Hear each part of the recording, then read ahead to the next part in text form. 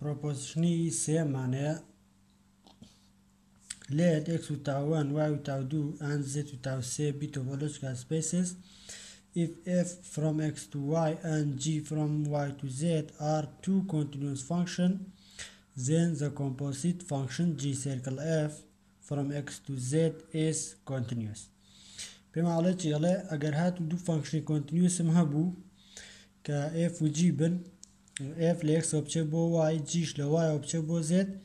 اوا g circle f اگر ل x وبچه بو z به همان شو continuous واتا اگر دو continuous functions circle یانکن هر چین یاخد composite یانکن او composite function نوعی که دروسه به اوی جر continuous اسه سرطا وای دا عنین let پیش زینکه اوی هیا هموی دراو الیر تنها زین معنی بعد پیش زینکه هموی دراو ام سیورمه تنها یگا راستشه چکا زین معنی هیچ even only effect معنیه کواتا یگا راسته اما دراو پیوست اما بسرمنی لیر دراو با تو اکس تاون وای تا دو سی تا سی توپولوژیکال سپیسن اف لکس و چوب وای جی دوا چوب وزد دو کنتینوس فانکشن کواتا لیر اف and g be two continuous function با f و g چی بن دو continuous function بن f لx و چوب بو y و g ش لوای و چوب بو z g ش لوای و چوب بو z استا چی معنی پیوسته بی سلمین جی سرکل اف کل اکس و چوب بو z چیه کنتینیوسه بوی فانکشن بی سلمینی کنتینیوسه پیوسته اوپن سیت اگ لیره ورگ دی بی سلمینی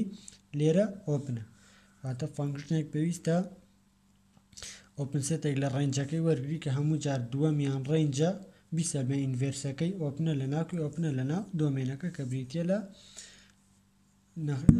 بلین سیت یکم لیره لین لیت با جی بی any open set in z لیره پیوسته چی بکن open set اگ لناو z ورکنی با جی هر open set اگ بی لناو z الان since لبروی g is continuous لبروی g continuous قاعدة الان چی f inverse g is open in k in y سيتي ناوزت ما ورق جي inverse اگه چی open لناو y بولا برا g چیا g continuous function and و پاشا since لبروی f is continuous لبروی f كمان continuous كواتا علين چی اما g inverse بورن اما f نی اما g چکا لفانکشنی g معنیه چکا فانکشنی g معنیه لزیتو بو معنی تو بنا که بنا وای کواتا اما g inverse نوک f inverse ایسا لبرو f كمان continuous کواتا لین f inverse g inverse g f inverse ام سيتا كبريتي لا g inverse g is open in x امش معناه چی امش معناه g circle f inverse فهذا g circle f inverse g is open in x كواتا g circle f inverse g اما f inverse g اگر inverse کا ورگی نبیتا g circle f بيتا g circle f هم پیسته بی زانی چکا ما پروپرتی کانی inverse function كواتا g circle f inverse g open بولناو x سو كواتا علين g circle f is continuous كواتا g circle f چيا g circle f continuous بولا بروي open set کی وکو g ما ورگیر لناو زیتا g circle f inverse g open بولنا x کواتا ام نقشه کتوه تا چیه کتوه تا نقشه کبریتی ل g circle f continuous پاشان چی مانەیە پاشان سیۆرمی دووەمانەیە پاشان سیۆرمی دووەمانەیە ئەڵێن لێت x و تاوان y و تا دوو b topological spaces zen f لە x و چوو بێ بۆ y is continuous if and only if for every closest subset S of y f inverse S is closest subset of x پێشتر وتومانە نەخشەیەک کۆنتینیوسە ئەگەر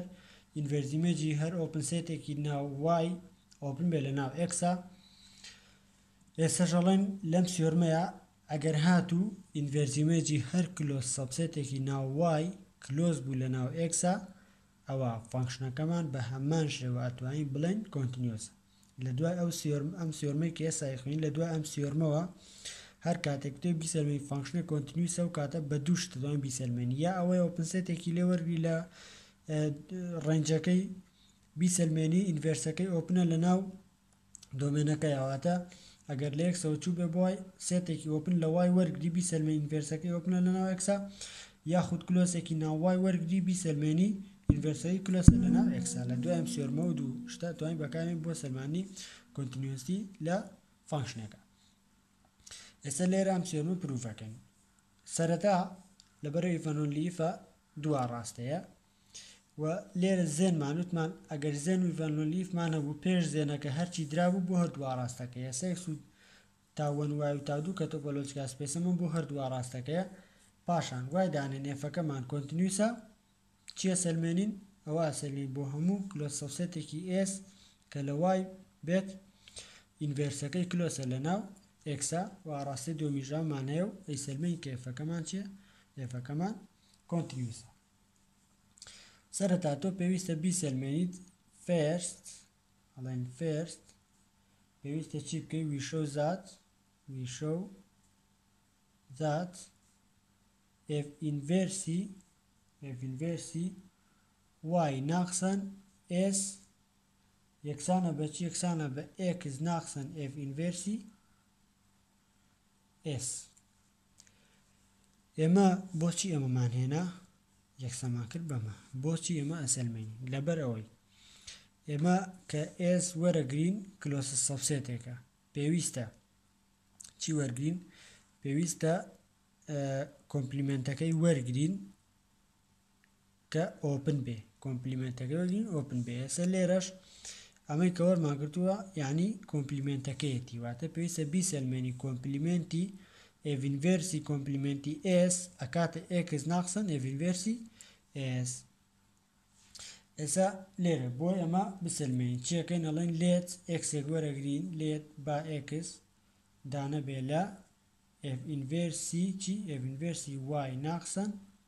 s f inverse y ناقصاً s کەواتە لێرەوە ئەتوانین چی بکەین ئەتوانین بڵێن f ەکەین بەبەری هەردوو لایە ئەم x ئەڵێن f x ئەمەش ئەڵێن f inverse y ناقصاً s f inverseەکە بێکەوەڕوە ئەمیش بێت f x واتە ئەڵێن f x دانەیە لەکێ دانەیە لە y ناقصاً s f x دانەیە لە y ناقصاً s ئەمەش معنای چییە معنای ئەگەر ئلیمنتێک لە y ناقصاً s هەبێ معنای ئەوەیە ئەم ئلیمنتە دانەیە لە y معناوەیە f x دانەیە لە y and f x ئەم ئلیمنتە دانە نیە لەکێ دانە نیە لە s ئەگەر ئلیمنتێک لە دیفرەنسی دوو سێدە بوو لە سێتی یەکەمیان هەیە و لە سێتی دووەمیان نییە ئێستا لێرەوە ئەتوانین چی بکەین ئەتوانین f inverseەکەین بەبەری هەردوو لایە بڵێن f inverse f x دانەیە لەکێ دانەیە لە f inverse y and f inverse f x دانە نیە لەکێ دانە نیە لە f inverse s دانە نیە لە f inverse s ئێستا f inverse و f بەیەکەوە ڕوا لێرەش f inverse و f بەیەکەوە ئەڕوا چیە مێنێتەوە x دانەیە لە f inverse y and x دانە نیە لەکێ دانە نیە لە f inverse s. طبعا f inverse y ما زانين اما هميشه كاتا كي هميشه كاتا x كاتا ليرولين x دانه لا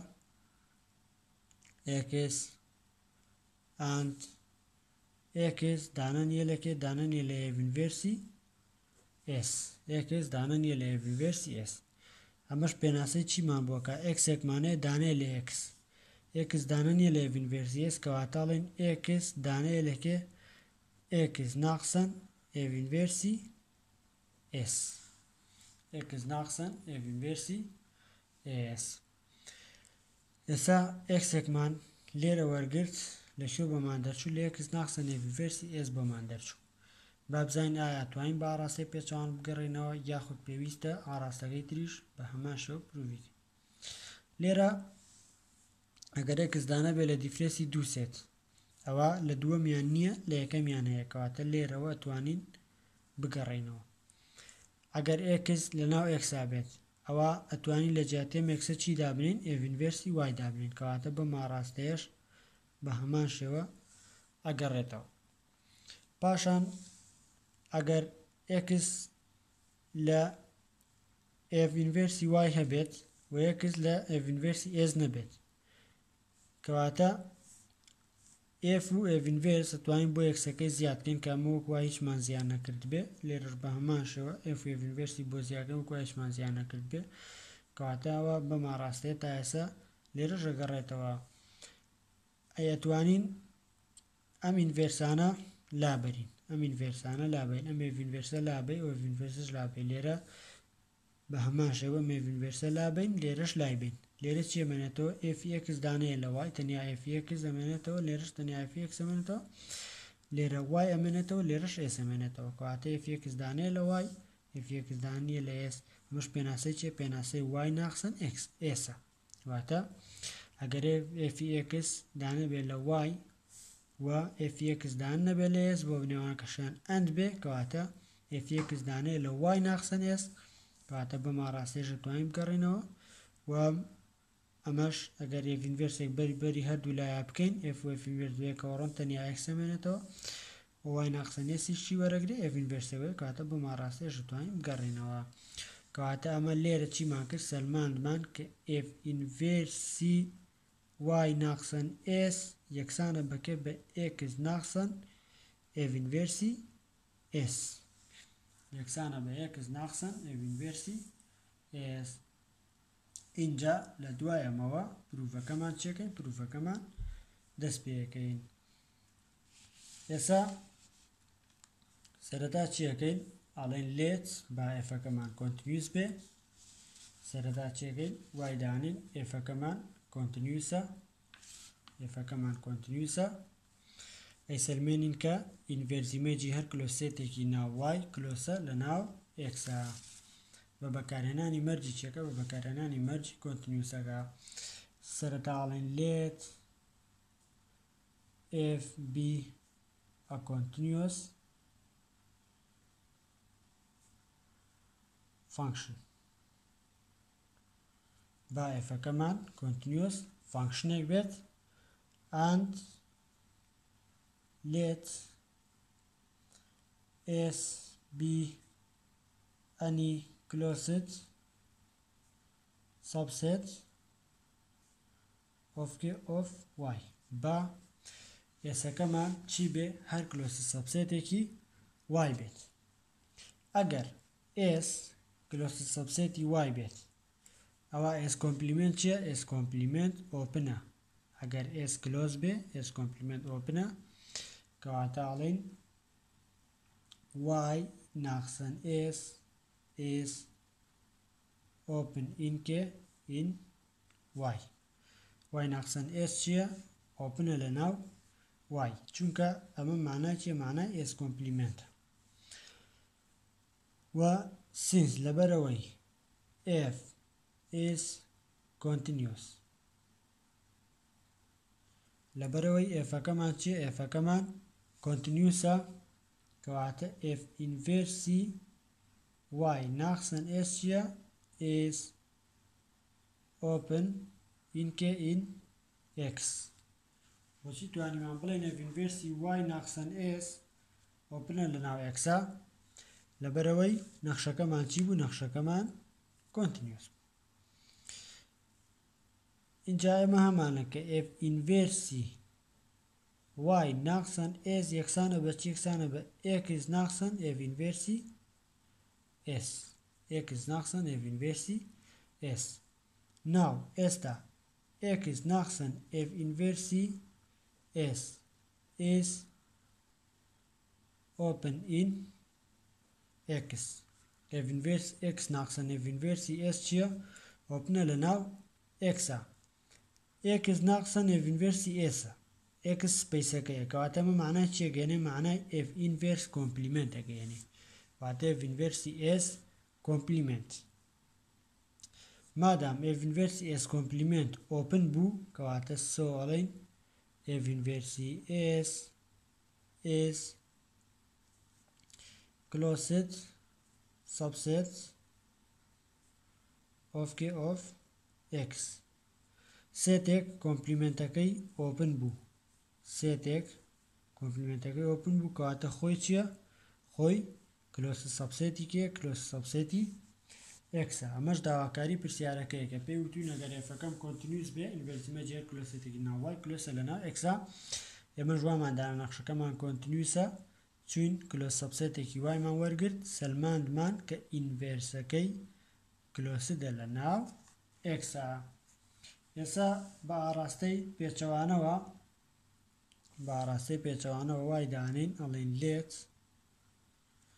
let for every closed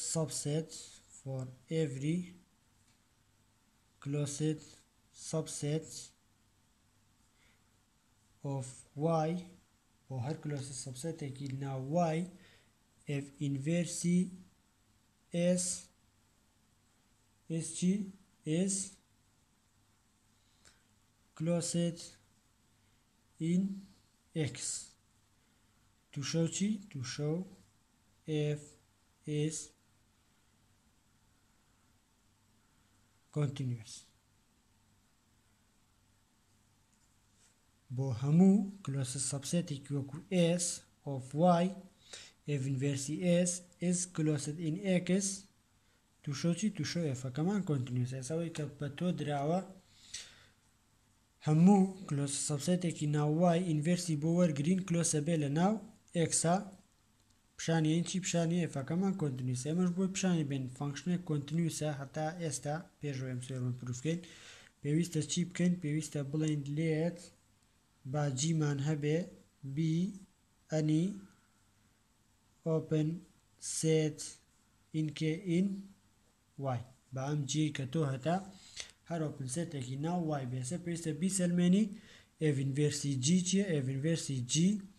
openە لە ناو x now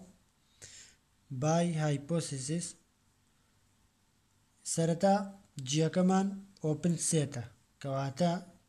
now ئەڵێن چی y ناقسەن g is closed subset of k of y لەبەرەوەی g openە کەواتە کۆمپلیمنتەکەی چییە کۆمپلیمنتەکەی کلۆسە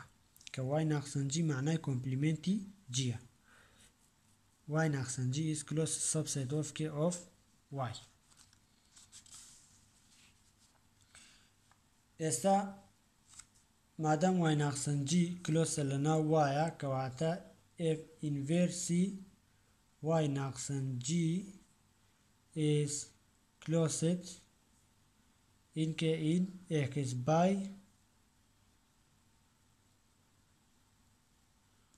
بەپێی چی بەپێی دراوەکە بە تۆی وتووە چی بە تۆی وتووە هەر کلۆس سەبسەتێکی ناوای وەرگین ئینڤەرسەکەی چی ئینڤەرسەکەی کلۆسە لە ناو x ئێمەش سەرەتا سێتێکی ئۆپنمان وەرگرت کۆمپلیمنتەکەی کلۆز بوو کەواتە گەرێ ئینڤەرس بۆم کۆمپلیمنتە وەرگرین چییە کلۆسدە لە ناو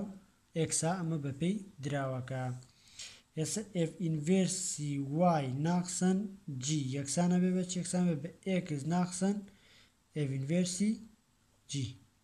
x ناقسەن f inverse g ئەمە پێشتر سەلماندمان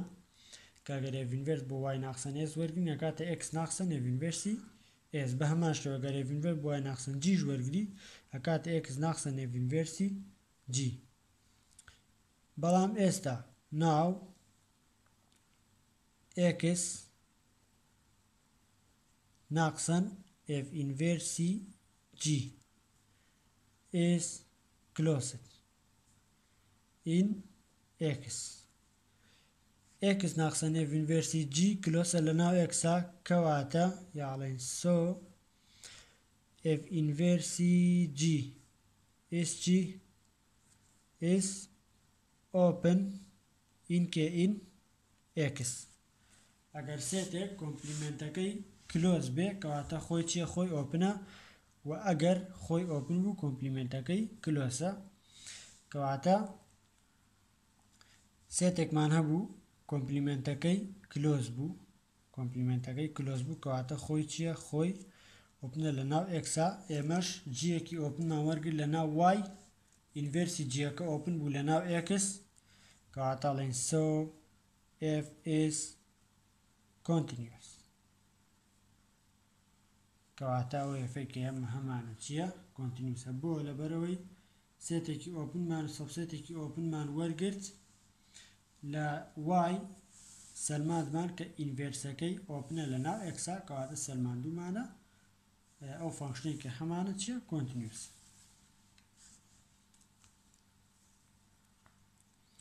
پاشان چیمانەیە پاشان سیۆرمی سێمانەیە a mapping f from a space x into another space y is continuous if and only if f a closure subset بێ لە f a هەمووی closure for f a subset بێ لە x واتە f ەمان لە space x بۆ هەر سپیسێکی تری وەکو y continuousە بێ ئەگەر هاتوو f a closure subset بێ لە f a هەمووی closure بۆ هەر سەبسێتێکی x ئێستا پێویستە y دابرین ئێفەکەمان کۆنتینیوسە ئەمە بسەلمێنین y دابرین ئەمەمان هەیە بیسەلمێن ئێفەکەمان چی ئێفەکەمان کۆنتینیوسە ناو ئێستا بۆ ڕاستەی یەکەم بۆ ئەمە ڕاستەیە ئەڵێن let f is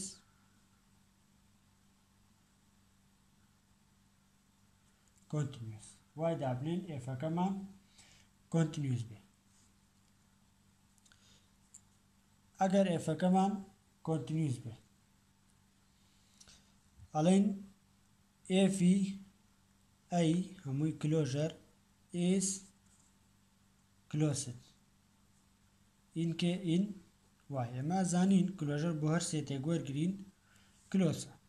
ئێمە ژێفی ئەی کلۆژەرمان هەیە کلۆسە لەناو کیا کلۆسە لەناو y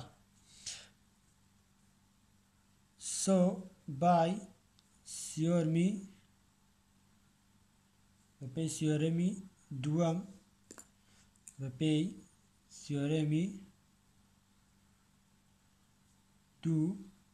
سیۆرەمی دوو کە ئێستا پێشتر باسمان کرد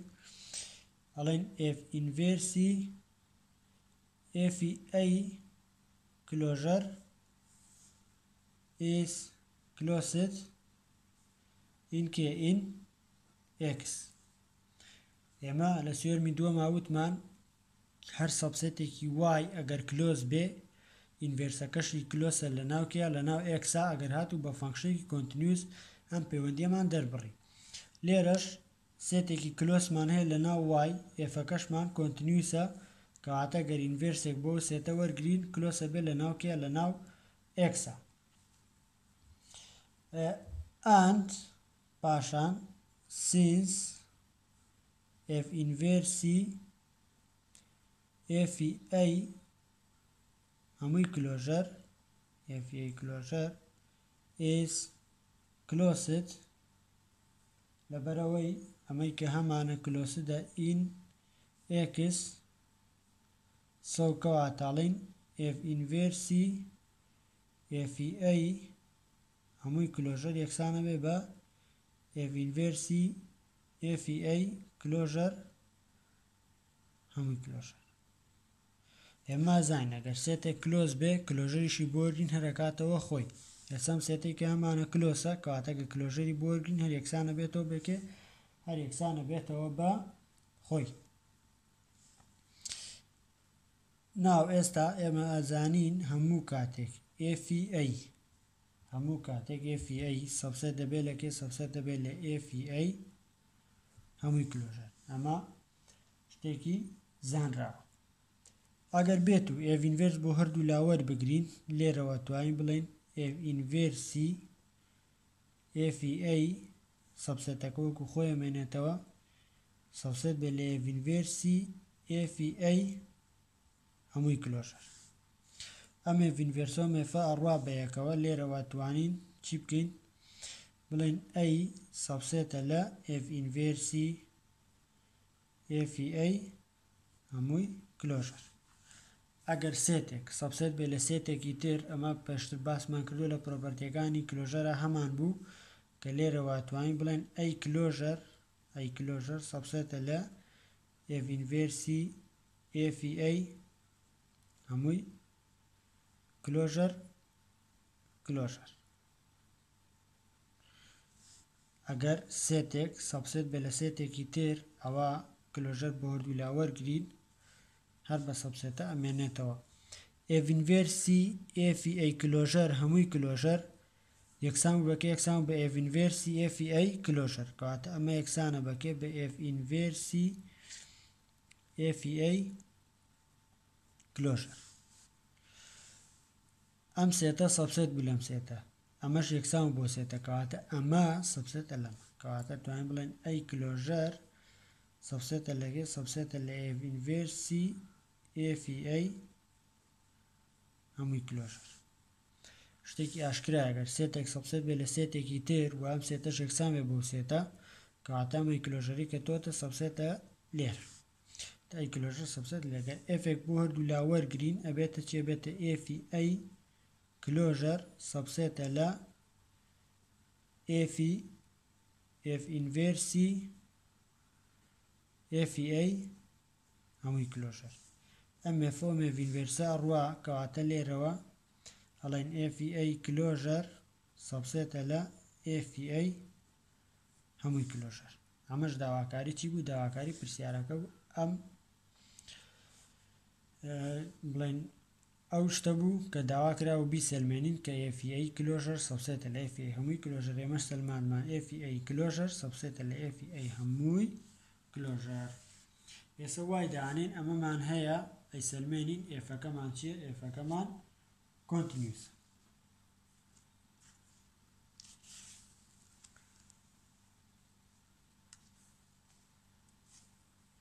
ئێساڵین لێت بە FA کلۆژەر سەبسێت بێت لە FA هەمووی کلۆژەر to show چی F is بۆی پیشانی بین Fەکەمان چی Fەکەمان کۆنتینیوس. لێرە FA کلۆژەر سەبسێتە لە FA هەمووی کلۆژەر. ئێمە وتمان دووشتمانێ بۆی بیسەلمێن فانکشنێک کۆنتینیوسە. کلۆسێکی ناو وای وەرەگرین ئەیسەلمێن ئینڤێرسەکەی کلۆسە لە ناو Xە و یاخود ئۆپنێکی ناو وای وەرەگرین ئەیسەلمێن ئینڤێرسەکەی ئۆپنە لە ناو Xە. ئێستا لێرە مادەم باسی کلۆژەرە ئێمە کلۆسەکە وەرەگرین ئەڵێن با چیمان هەبێ با F هەر کلۆس سەبسێتێکی ناو وای بێ let F be any closed subset of K of Y. با F هەر کلۆس سەبسێتێکی Y بێت. ئەگەر F کلۆز بێ ئەوە F کلۆژەر یەکسانە بە K یەکسانە بە F since لەبەرەوەی F is closed لەبەرە F کلۆسدا کەواتە کلۆژەرەکە یەکسانە بە K یەکسانە بە خۆی. زۆر باش. ئێستا لێرە مادام F کلۆسە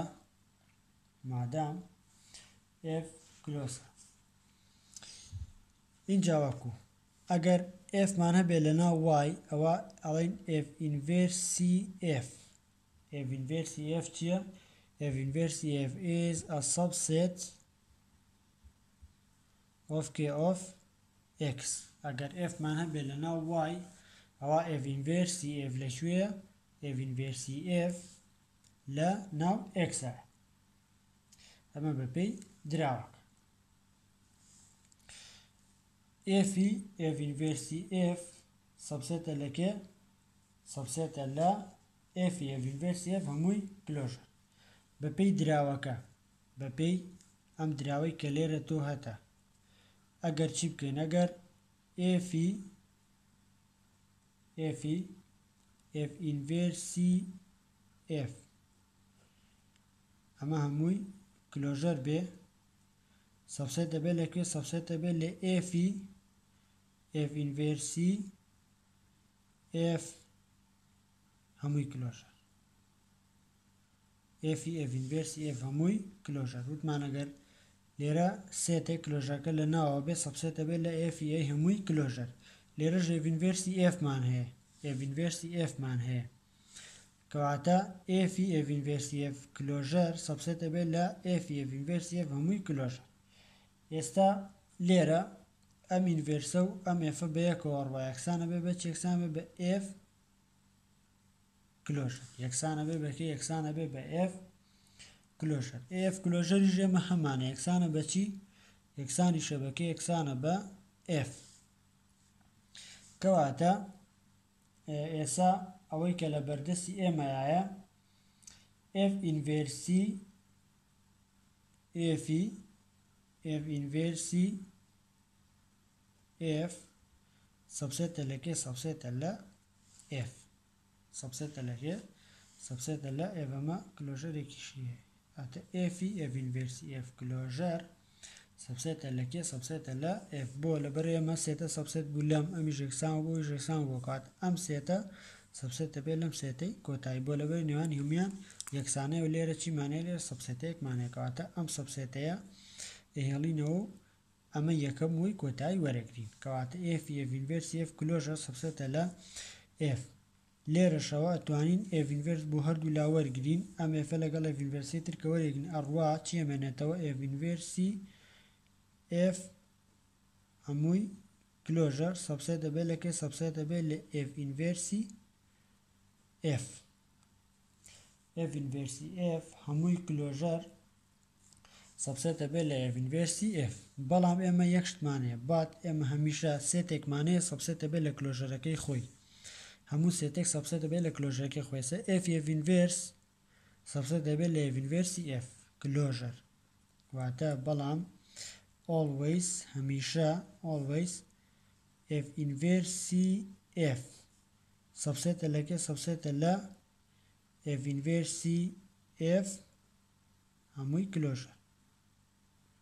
سێتێک هەمیشە سەبسێت دەبێت لە کلۆژەری خۆی،